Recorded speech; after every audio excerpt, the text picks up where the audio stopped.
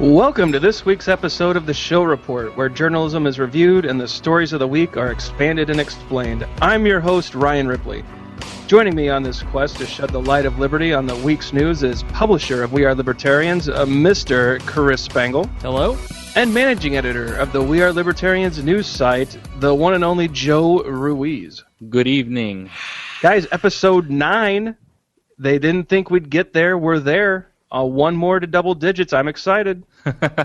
If you make it, I might have to cancel the show. Boo. Guys, there was some breaking news today I want to jump right into. This has me incredibly concerned. I know that Joe Ruiz, you are totally concerned about this too.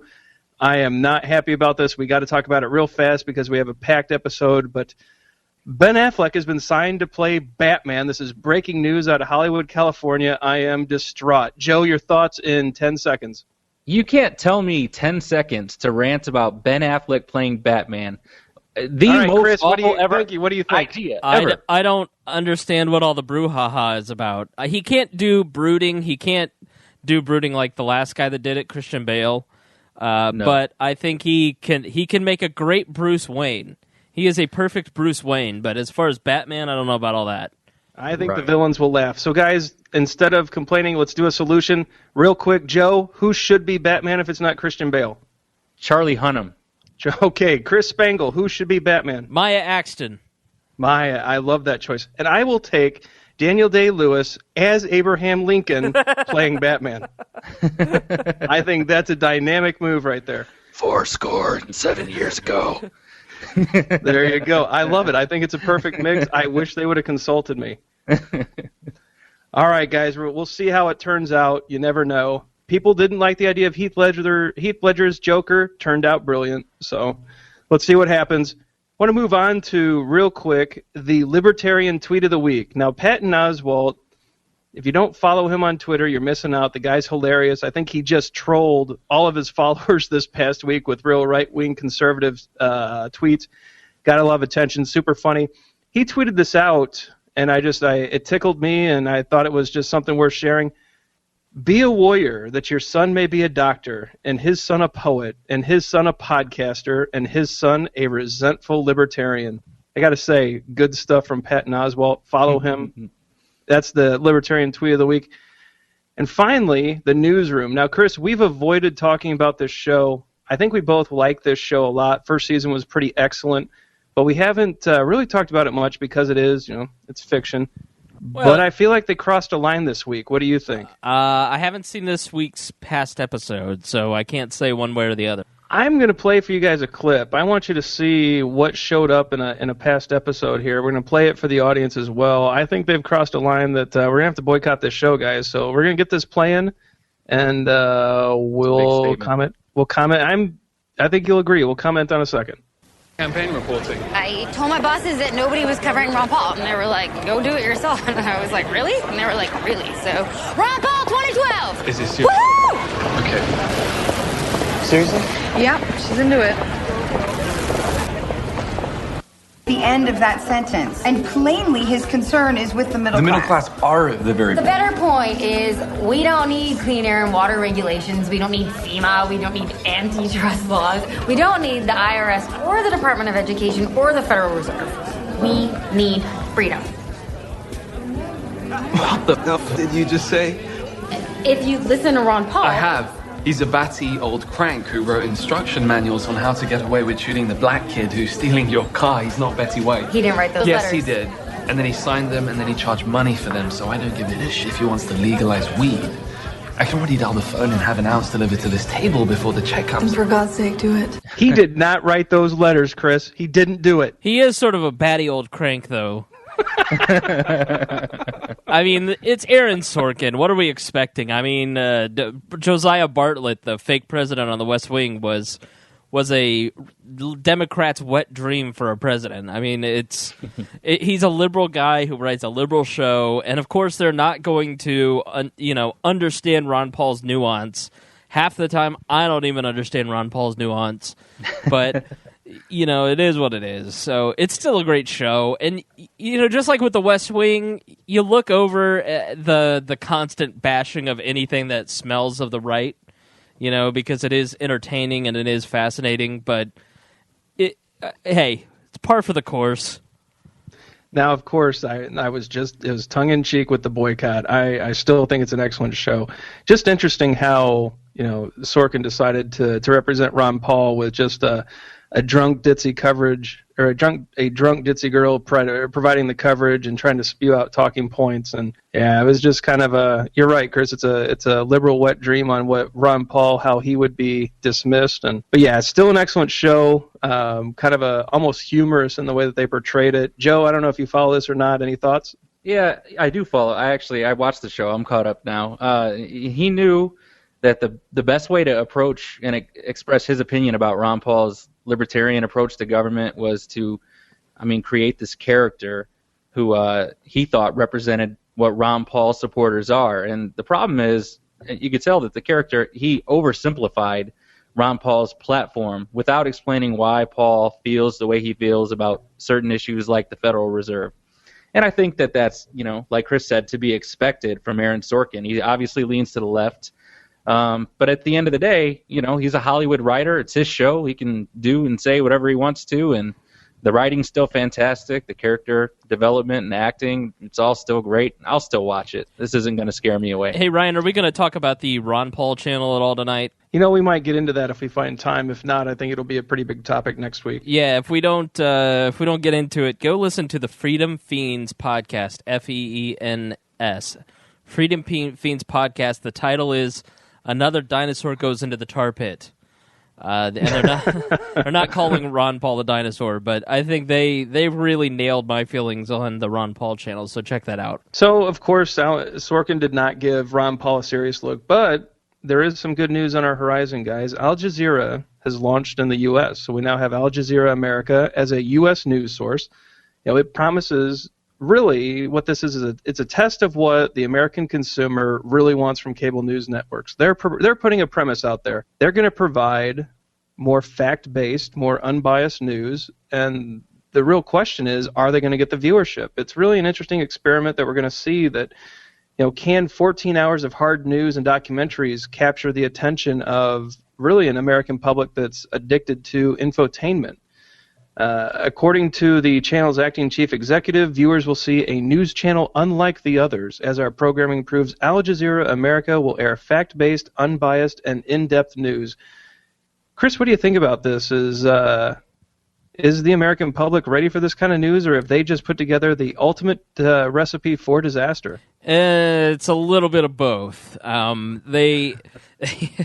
think it's unfair to say that. I think it's unfair the way that you characterize the American public, because I don't think that, by and large, I think most people don't care because they're not being engaged in the right way. I think most of the content that is produced on radio, TV, and newspapers, I think most of the content doesn't really fit the 21st century mold. I think the way that we view media is that everything is community based, everything is niche based, and when people want facts today, they want facts, they want context, analysis, and maybe a little action item at the end there. And just the basic facts, it's just turns people off a little bit. It makes them want to tune out a little bit. The other part of it is that most of the cable news is all opinion-based. So what you're going to get. That Sean Hannity, what Sean Hannity's point of view is going to be. So it's unsurprising. So Al Jazeera can be successful if the documentaries can be entertaining, if there is some commentary, but it is not predictable, if it's a novel approach. I watched a little bit of Al Jazeera, and it was... listen, I think that the PBS NewsHour is good television, and I found Al Jazeera to be a little dry and boring. So I don't know if they're going to... I think it's the beginning of it. They're just sort of finding their rhythm, but it remains to be seen. I think people will not be able to get over their brand. I think 50% of this country, just because it is a Muslim-based outfit, or from a mostly Muslim country, let's say, put it that way, I think that people just won't get past that, and it might just end up being an unsuccessful attempt. Joe, have you had a chance to check out Al Jazeera yet? Do you have any thoughts on this new network? I mean, it is kind of historic. I mean, it's not very often that major networks like this start. It's interesting to be able to watch this happen. Yeah, the concept gets an A for effort. I mean, I think that in terms of ratings, it's going to have like the Whole Foods effect. And what I mean by that is, in our neighborhood, they just opened up the first Whole Foods store. And for the first 2 weeks, you could barely walk through the place because it was so crowded. And everybody who had heard that the store was coming, they'd heard the hype, and they all wanted to shop there, and they all wanted to buy their groceries there and feel better because they were buying what they thought was a healthier alternative. And 2 weeks later, the store was just, your normal health food people out shopping, and everybody else was back at Meijer and Walmart and Martin's Supermarket, which is a chain up here. And you know what I mean? Like, they were back to the places that they were ordinarily going to. And I think the same thing will happen with Al Jazeera. If you start a network that's supposedly 14 hours of this unbiased, fact-based journalism, that's great. The information seekers are going to be attracted to the information. They're going to go there. The people who are happy with the spin and the reality TV news channels, they're going to go back to the stations that they regularly frequented. But I do think that the other news channels, we've talked a lot in the last few weeks about how CNN has been doing some more investigative journalism and how Fox News has had a shakeup in their lineups, and MSNBC has had some shaking up in their lineups with Alec Baldwin joining, and what we talked about a couple episodes ago. And I think that some of that might be a little bit of foresight on the behalf of the other stations, where they're thinking, all right, let's do something to keep our lineup interesting so that everybody doesn't just run over there, but they also want to stick to our brand to see what these new changes bring. I think that was a strategy in terms of competition for them. So is it fair to say that it just could be the market at work here, that competition is good, that Al Jazeera could inject facts into the system, and a new player and a new source of competition is going to make everyone better? Is that what we're looking at? I don't know how scared any of the other channels are. I know MSNBC and Fox, they're probably not that scared by it at all. I mean, they really don't. They're just sort of not the same thing. If you like Fox News, you're not going to watch Al Jazeera. It's not going to take away any of Fox News audience whatsoever. Zero. Fox News audience is in their mid-70s, and they like the conservative point of view, and they're certainly not going to turn into the news channel that was a propaganda arm for bin Laden in the 90s and early 2000s. They're not going to lose audience. MSNBC may have something to worry about because I would think that more left-leaning folks would turn into Al Jazeera, and when you don't want to hear the same opinion every single night and you want some more facts, you might tune into that. I would say CNN has some competition in them. But, I've been exposing my wife to cable news over the last week or so. She's been home because she's not going to beauty school at night. And so we sit and we watch the Jake Tapper show, and we watch, some of the news programs, and she kind of pays attention to it. And she learned some stuff while we watched Jake Tapper. But when we were watching Al Jazeera the other night, the part about child labor in Bangladesh, I think it was, she was like, that happens? So I think it was sort of enlightening. It's like, oh, wow, the jeans that I wear, the Gap jeans that I wear are made by 12-year-olds. And that's a huge resource issue. Al Jazeera has, I think, anybody know how many bureaus they've opened up just in America for this? I think it's like 20 cities. Right, between New York and San Francisco, I think it's right around 20 or 22 that they've opened up. They had this 5-minute little mini documentary piece on the building of the new San Francisco Bay Bridge, which I didn't know was being built, being in Indianapolis. Now, does that mean I really care about it? Does that help me at the ballot box, knowing that a bridge was built in San Francisco and I spent 5 minutes watching it? I don't know, but it was interesting because it was something that I didn't know. It was novel. But, so they and they had that kind of reach around the globe. They have that amount of bureaus in all over the world, so they have that kind of global reach that I think CNN would like to think they have. You see Al Jazeera report from Egypt. Their reporters are on the street.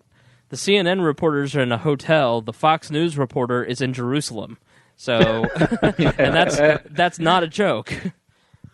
So I think you make a good point about whether or not it's going to be relevant to the individual. What I'm interested in seeing, I want to really go through an election cycle with Al Jazeera America. I want to see, because back in 2012, Gary Johnson, the Libertarian candidate for president, he's running for office, and you just hardly ever saw him on a major cable news network. What I want to see is, will Al Jazeera America give that third-party candidate, almost, I'm not going to, pie in the sky would be that they get equal time, but are we going to see a bump in time from this network? Are they going to start covering the stories that aren't covered by the other news networks? And I'm really excited to see an election cycle with them in the game and to just see what they bring and what they add to that narrative. I will say, go ahead, Joe, I'm sorry. No, I would say that will be interesting. It'll also be interesting when the next Casey Anthony or Trayvon Martin-esque story appears to see how they cover that. While the other news stations are saturated in it, will Al Jazeera America also be saturated in it, or will they focus on other things? That'll be interesting to see also. And Chris, I don't think that scared is the right word. I don't think that they scared them, but the other stations, regardless, would be foolish to not make some preparations or shake things up just a little bit to make things interesting, because whether or not a majority of their audience is going to go there, the more independent-minded people who just kind of tend to lean that way, they might switch over just out of curiosity. And those, cable networks are very worried about people changing the channels. Yeah, just like we talked, I think, last week about CNN, investigative journalism is a niche. And just like libertarianism is a niche, or liberal points of view are a niche. And so now you have, if you're seeing the same stories on CNN repeated all the time, which the reason they do that is audience testing shows that people want the same news within a 15-minute span, so it just kind of repeats. So you get all the headlines. So I don't know. That's the niche competition that I think that they have. The advantage that CNN has is that it's in high def. And I think that's, for a lot of people, it just makes the channel look kind of chintzy when it's, whether they've spent $1 billion on this thing or not, the fact that it is not in high def gives CNN an advantage in the investigative journalism straight down the middle niche. That's not the only rocky start that Al Jazeera has going against it. AT&T Uverse actually dropped them the day before they went live. This has spurred off a number of lawsuits between the two companies, and it also cut out about 5 million potential viewers from the network. But that didn't stop Al Jazeera from coming out swinging. I don't know if you guys were able to catch clips of the first 5 to 10 minutes of them coming online. Even with some of these setbacks, they really did come out swinging. They took a number of jabs at MSNBC, CNN, and Fox News for not supposedly providing news in a way that Americans deserve. It was an interesting kind of infomercial kind of opening that really took a lot of swipes at the mainstream media.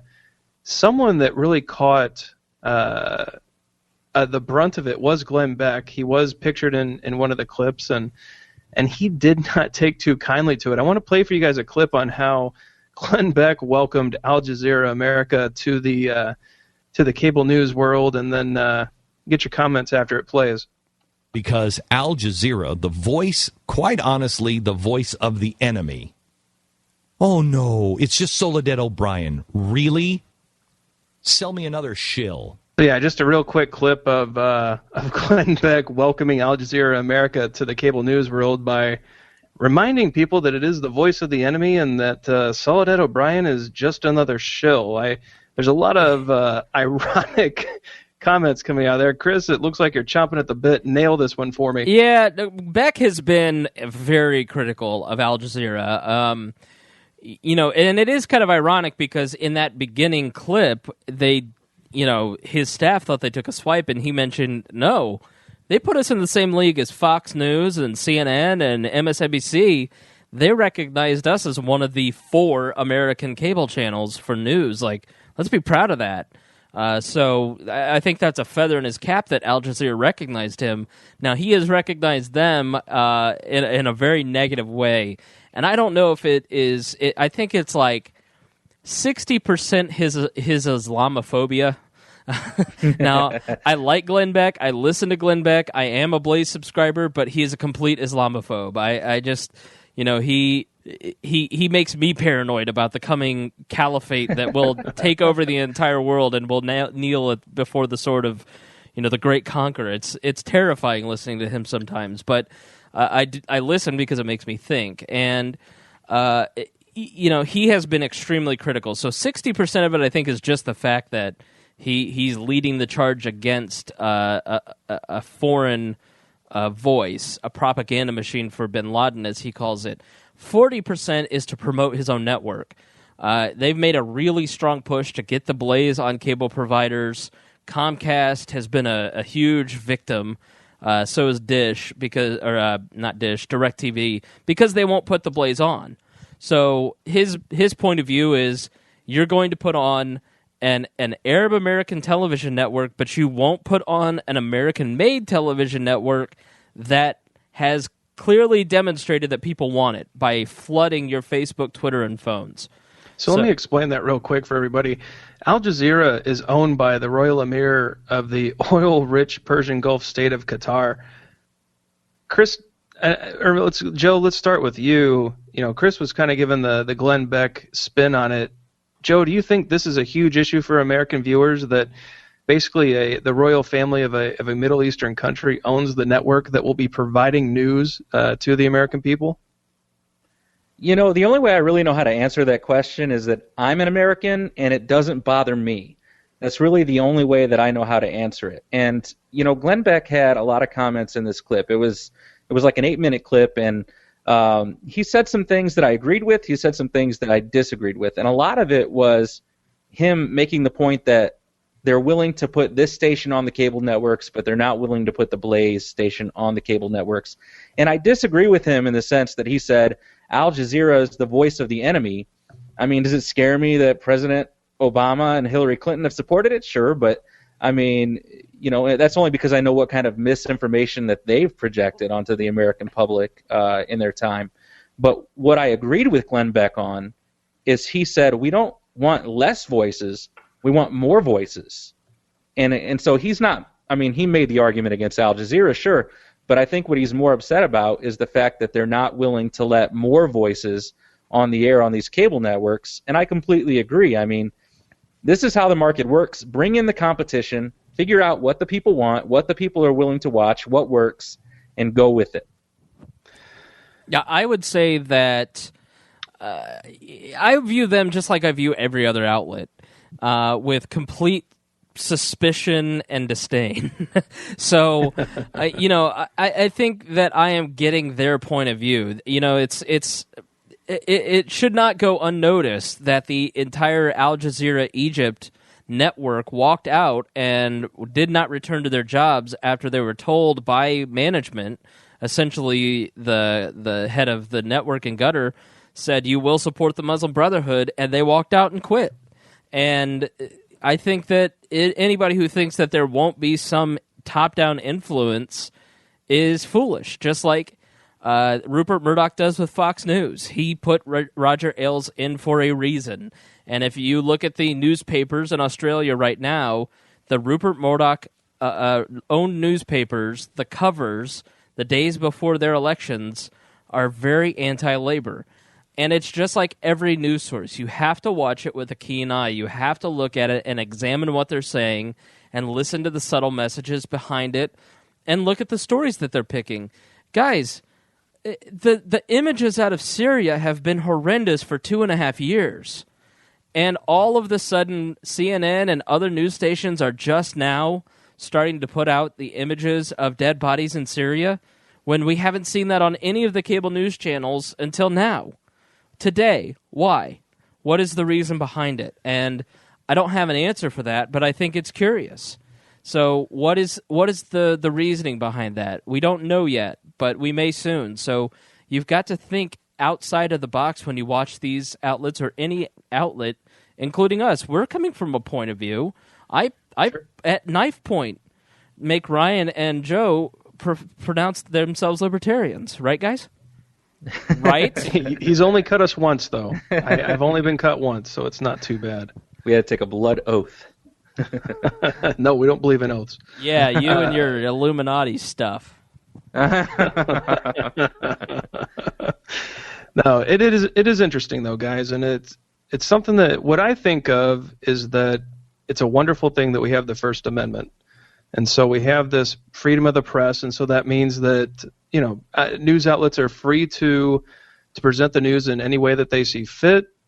It's up to us to decide, and it's a wonderful thing. Where they could really use a First Amendment like this is over in Britain. I know that you guys have been keeping up with these stories just as much as I have, but there's some really big problems going on over there that I think we should talk about. It really weaves into our narrative that's been going on the last few weeks of the possibility of investigative journalism becoming criminalized. Now, we're just learned this week that Guardian editors were forced by the British government to destroy hard drives that held files leaked by Edward Snowden.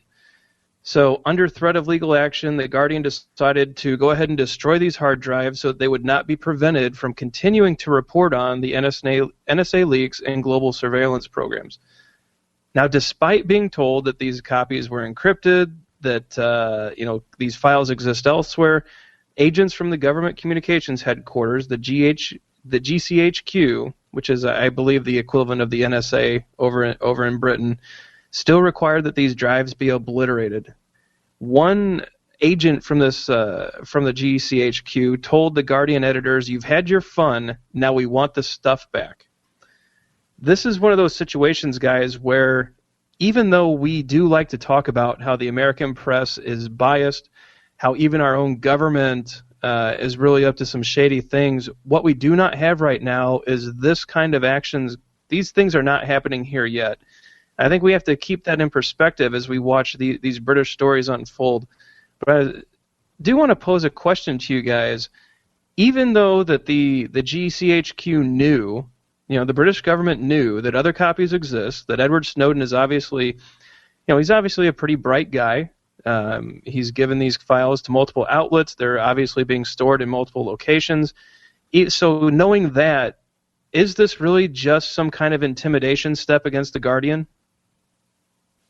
No, I think that they probably think that if they can destroy these, then they'll find the next outlet that has the files, and they'll destroy them. And you know what I mean? Like, across the board, if they could manage to locate any of the backups or any of the duplicates and get rid of them, then they'll be better off. And this is one of those things where it's we spend a lot of time talking about the American government because we live under it.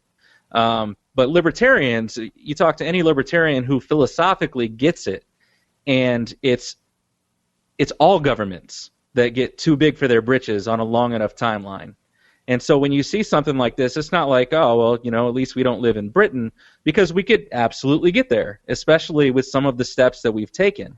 And so when you see something like this, it's just like, well, to me, it's just a matter of time. And this is bullying, and this is force, and it's just ridiculous. That's the only thing I can really say about it. What do you think, Spangle? What is the first thing that any tyrant or bully does? Any government tyrant or any bully on the block. I mean, it's happening in Egypt right now. They're threatening the homes and lives of the Coptic Christians. They're burning down their churches. And what they're doing is saying, listen, they're going to take it out on the slim minority, so that way everybody else falls in line. And so while they know that they have this data somewhere else, they're sending a message. They're saying, listen, we know we know this, but we're going to come in and we're going to smash your data because we want to prove a point. Now, the British have, a long history with terrorism, much, much longer than ours, going back to the IRA, the Irish Republican Army, trying to get their independence. And, all the way up until the 90s, they had terrorist attacks there from within, not just foreign terrorists. So they're a little more comfortable with government surveillance. And if you've ever seen any of the posters for the surveillance state in the tunnels, in the tube, as they would call it, it's really Orwellian stuff. I'll send it to you, Ryan, so you can put it in the show notes. Yeah, now the White House has come out and said that it would not be appropriate for the U.S. government to destroy leaked documents that were obtained by media organizations in a similar way that was ordered by the British government. You know, they came out and basically said that it would be difficult to imagine a scenario in which that would be appropriate here.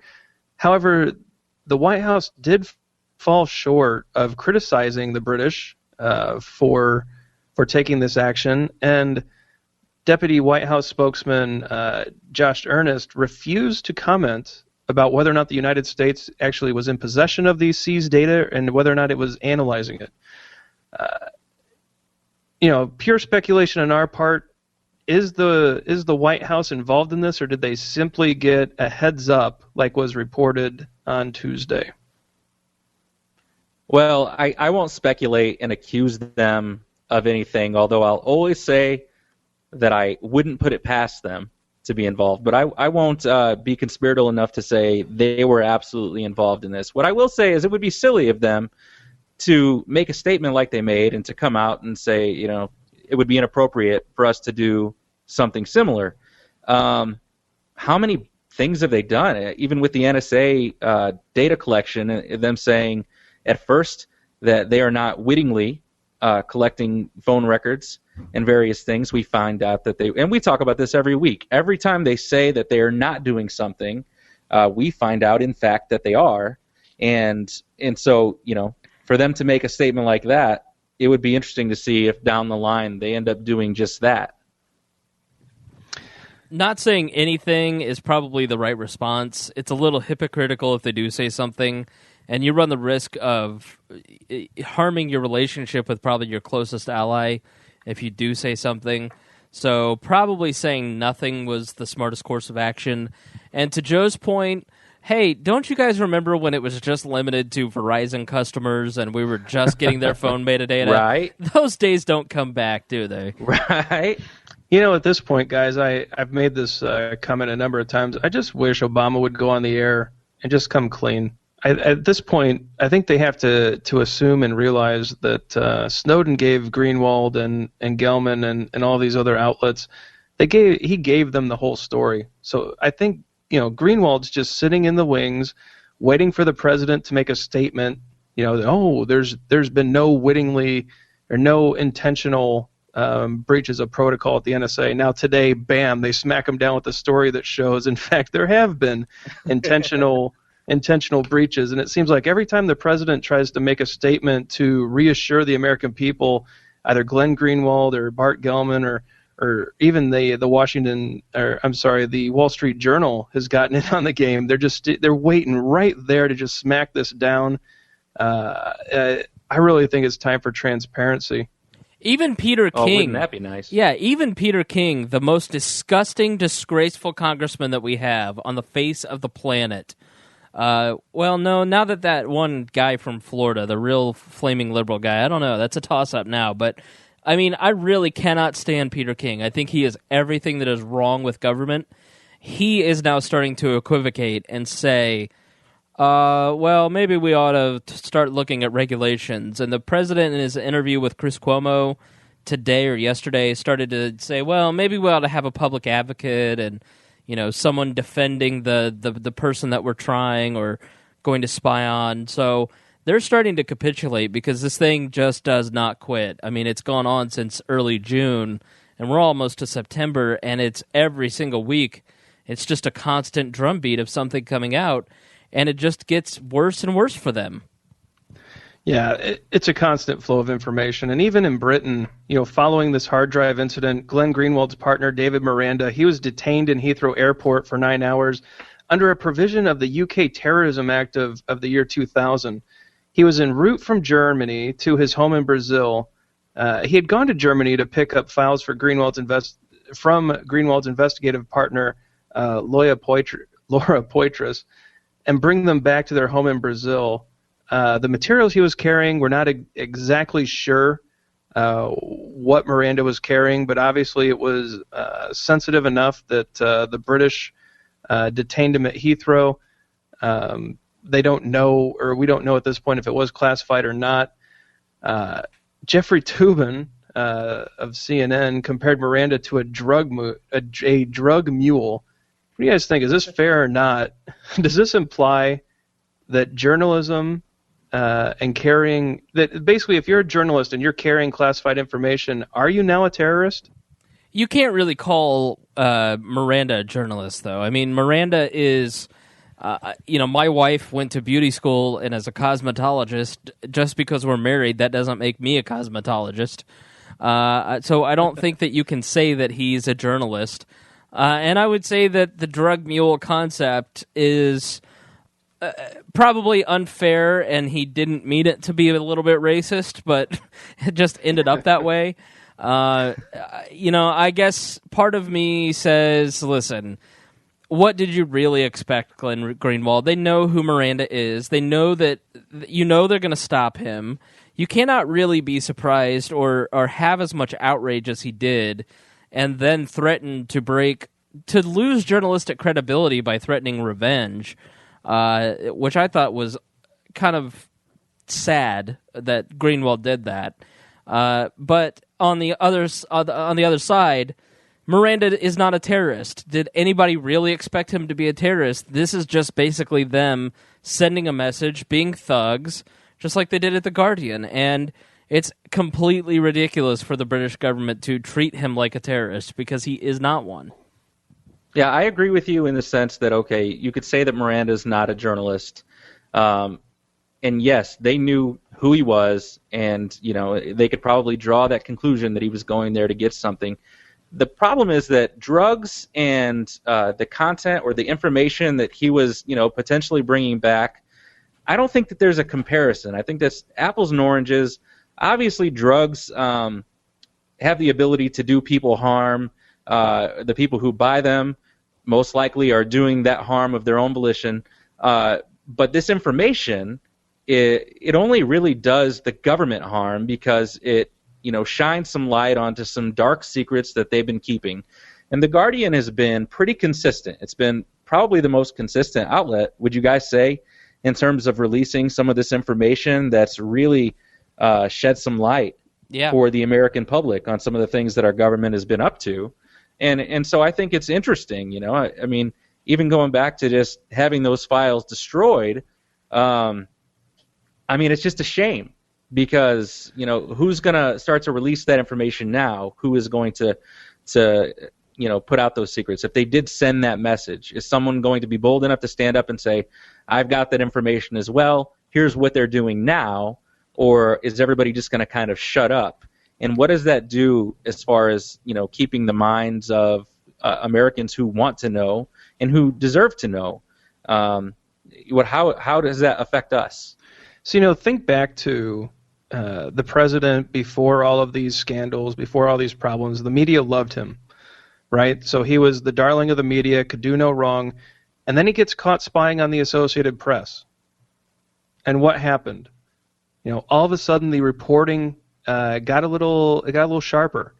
Don't the bite story, the hand that feeds you. Absolutely. Don't bite the hand. Don't wake that sleeping dragon that's looking to burn you down. And as soon as the Fox News with the emails with what is James Rosen, I believe, and then now with the AP, all of a sudden he woke up the media, and this is what it really reminds me of. When these kind of messages are sent, I do not believe that the media cowers down. I think that The Guardian will continue to publish stories. I think the Washington Post will continue to publish stories. The Wall Street Journal has really jumped into the fray. They're starting to break some news as well. I think when this is the worst possible move that the governments can make if the goal is to quiet these leaks. If anything, I think they're going to get more intense.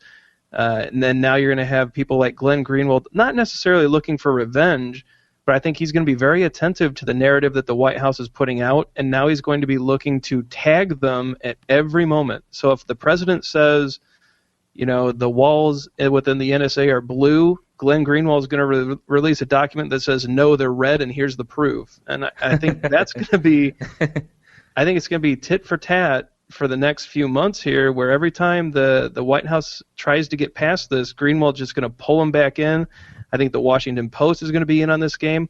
And you know what, guys? This has eyeballs. And so, of course, other news outlets are going to want to get in on this as well. So the Wall Street Journal's in on it now. And I think it's just going to get worse and worse. This was definitely a huge mistake that I think the British government and the U.S. government, by proxy, is going to end up regretting. I disagree, and I'll tell you why. I certainly think that Greenwald will continue to drip the information that was given to him, and so will other folks. It is stunning to think that just 2 or 3 short months ago, it was only Verizon and it was only phone metadata, and now it's all of the internet. It's every digital communication. They're recording it. They're storing it. They're committing accidents. But I think Greenwald will now, instead of focusing his ire on the United States, he's going to expand that circle a little bit and start going after all the Western governments that do this, especially Britain. So I think it could get a little more uncomfortable there in Britain for the government and for him.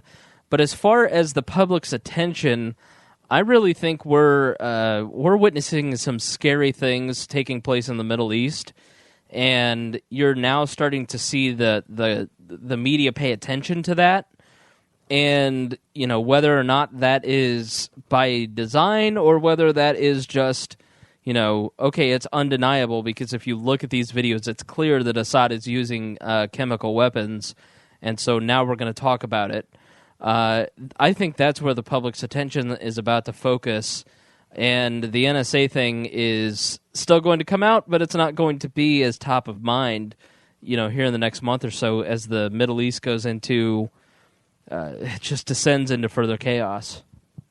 Definitely agree. It's a situation that, it is scary when that region of the world destabilizes. And I think you're right, Chris, in that sense that will take center mind, or it will be, on the forefront with us, because it's in no one's interest to have an unstable Middle East. Well, so, Chris, I think that you might be right, but Ryan, I hope you're right. Yeah, exactly. Just to tie up the Miranda story, it does look like that the Guardian and David Miranda won an injunction to stop some of the materials from being analyzed and investigated by the GCHQ. However, that injunction did state that if they were trying to thwart or investigate terrorist activities, that they could continue looking at the materials. So it looks like that's happened. And now David Miranda is under criminal investigation based on looking at what was in those materials. And so next question that will lead into our last topic for the night: are we seeing the criminalization of investigative journalism? Are we finally there to where, and I think our next topic will also help answer this, but do you guys think we're there, that if you're doing investigative journalism, you had better have some bail money stashed away because you are likely to see the inside of a jail cell? I would say we're not there. That's just how it has always been. I think if you were a reporter in the 1960s in Mississippi, and you were working for the Rolling Stone, or you were working for the New Yorker, and you were covering, Bull Connor, and you were asking the wrong questions, you probably were going to have a rough night, or you might not get out of town. I think it just depends on the story and the time, and, if you're, God forbid, you're a female journalist in the Middle East right now, you're in danger. And, reporting is not safe work.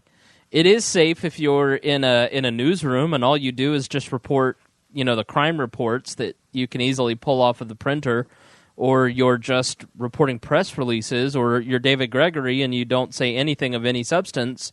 But investigative journalism has always been dangerous. Now, as far as the United States government, it has a brand new shiny toy, and they want to know what you're thinking and what you're doing and what you're saying, and it's not going to necessarily put you in harm's way, but it does mean that your computer's going to turn on at night and want to see what you're up to. Right. That is terrifying. That really is a terrifying thought. Thanks for painting that picture, Chris. Well, there is an interesting kind of thought to that, guys, is that there are 65,000 roughly journalists working for various brands of media outlets, and roughly 5 million people in America that hold some kind of security clearance. And so what that means, there's about 77 people keeping secrets for every one journalist in the country. And so just given that ratio, it seems like these stories are going to continue. I'm not on that pessimistic side yet that this will stop, that it will cut down, and I hope that we keep learning more and more about our government. A story that has really avoided much media attention is about a gentleman named Barrett Brown. He is a journalist. He is in prison, and his crime is for copying and posting a URL to a website. So Mr. Brown did not perform any hacking. He did not steal any materials. He did not come into possession of any leaked materials. He linked to a website that contained basically published emails hacked from a private security contractor, H.B. Gary, and he is now in prison for simply posting a URL. He's looking at a very serious case where the government is saying that linking to secret classified information is now a crime. Even though the government's using private subcontractors to store information, they're still saying that even linking information from that contractor is also punishable. I just want to get your guys' thoughts real quick. Not much is known about this case because the government's actually trying to put a gag order on it so that it cannot be discussed openly. And meanwhile, the mainstream media is very quiet on the topic. What do you think about this kind of turn of event with Barrett Brown? And is this something that we could fall into someday, guys? If we link to documents that are leaked, if we link to on the wearelibertarians.com website, if we happen to put up the wrong link, are we looking at jail time? I think James Clyburn's comments, you hear it from Lindsey Graham, you heard it from James Clyburn yesterday on POTUS, on Sirius. Are bloggers journalists? Well, according to James Clyburn, no. All they are is troublemakers who give, Shirley Sherrod a tough time and distort the truth about Acorn. So I think there will come a time very soon where we're going to end up with a case in the Supreme Court making the decision, are bloggers journalists or not? Now, as far as linking the information, I, somewhere in the recesses of my mind, remember a teacher telling me, a professor telling me that if it is already out there and it's already printed and you're just exposing it a little bit more, that is not the same as publishing for the first time the classified material. So I don't know how much trouble this guy's actually going to be in, if it's going to stand or not. But I do think that this is the beginning. We're now going to really start seeing these cases where, hey, are bloggers journalists? Are we journalists here? Even though that we do this for, it's basically a free part-time job for us, but, we don't get paid anything for what we do. Are we journalists or not? So we'll see. I think it's going to happen someday where we're going to see a Supreme Court decision on it. If a person were to gun someone down and they received that gun from another person who knew that they had the intent of gunning that person down, they would be considered an accessory, correct? Correct.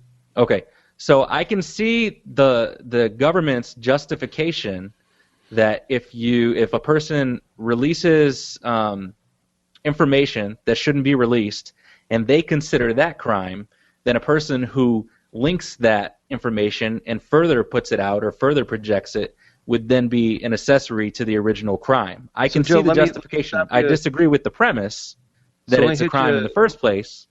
So let me hit you with this. Go ahead. So The Guardian today put out a story about how Facebook, Yahoo, Google all receive payment from the U.S. government for participating in PRISM.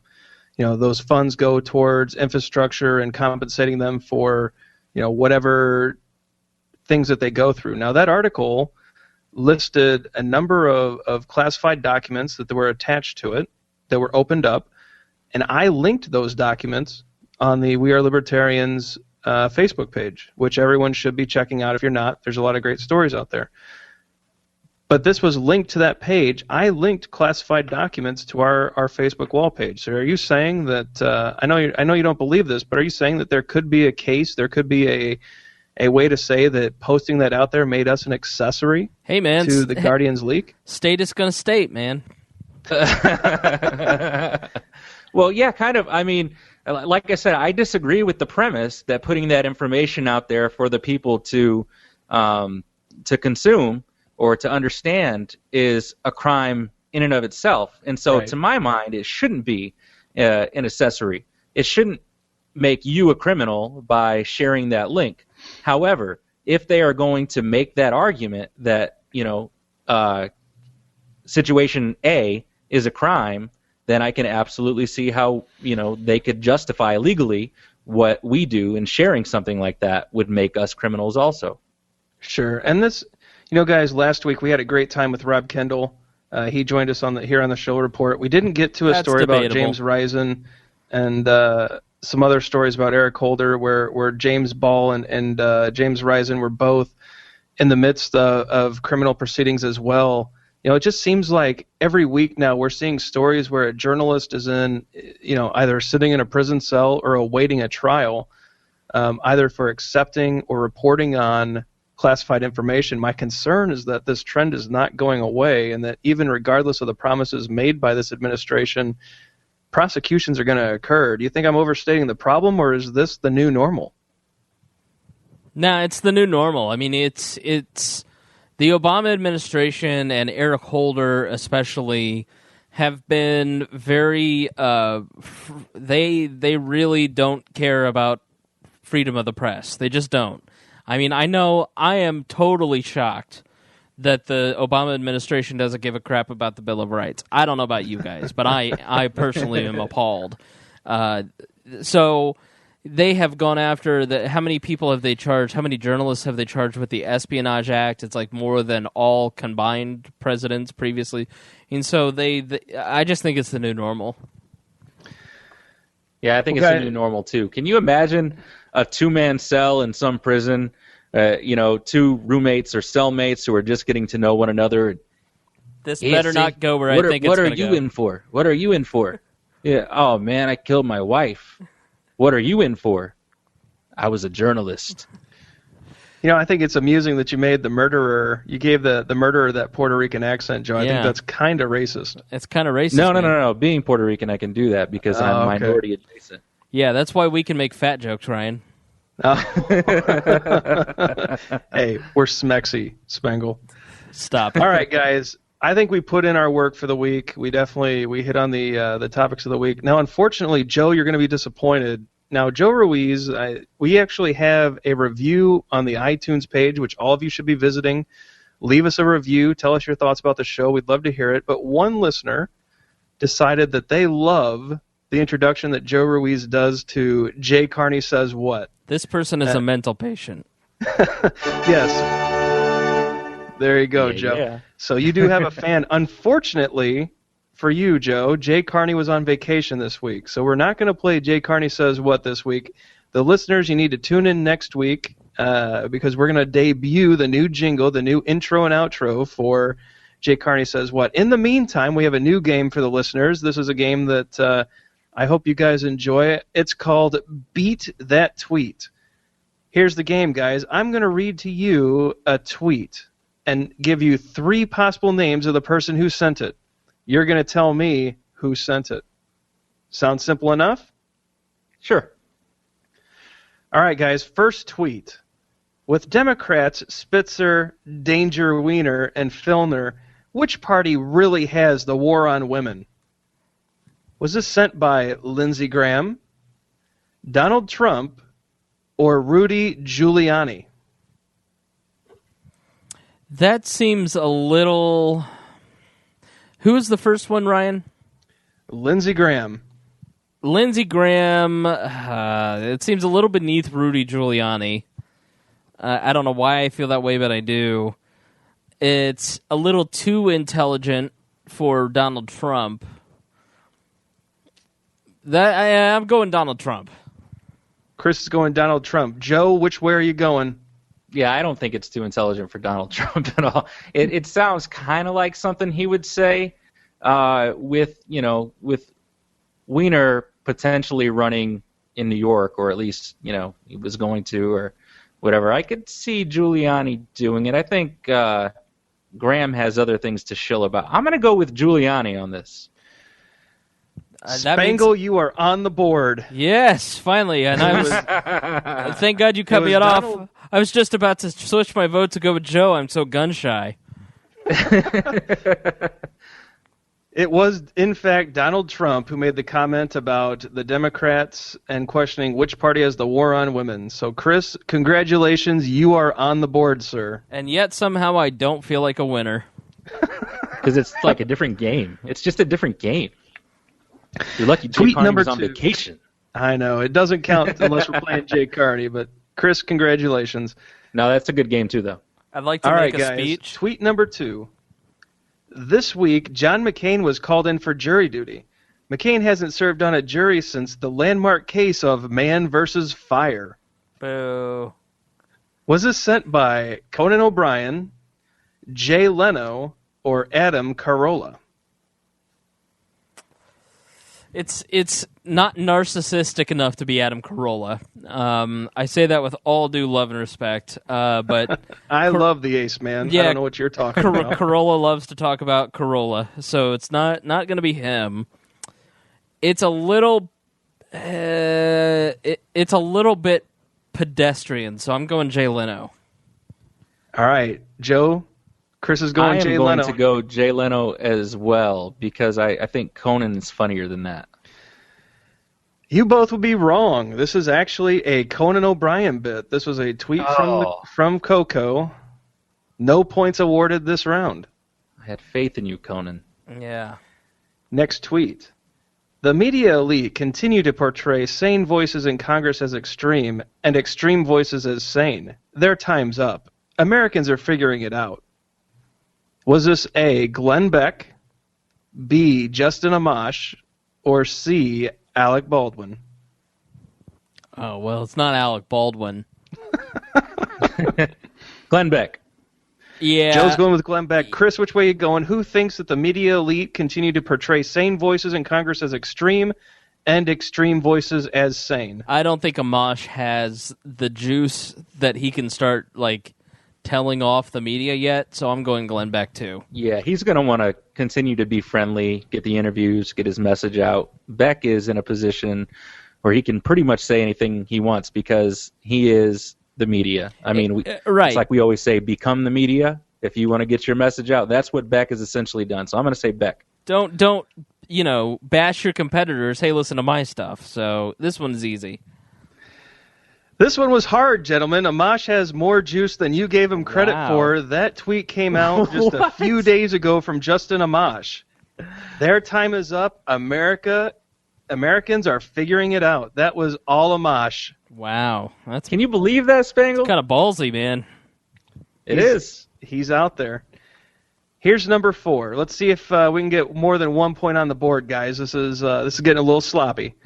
That's what Here we she go. said. The media spent more time on Obama's new $1,000 dog than evil thrill killers of Chris Lane. Double standard shows.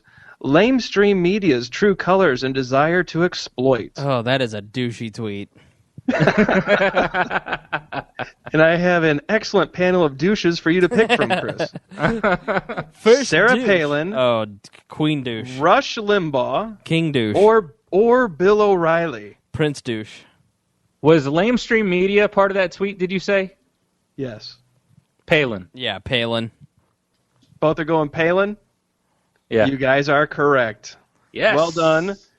Joe, you are on the board. Yes, sir. That means I won Chris, one. Chris, you are up 2-1. We're going into the last tweet. Here we go.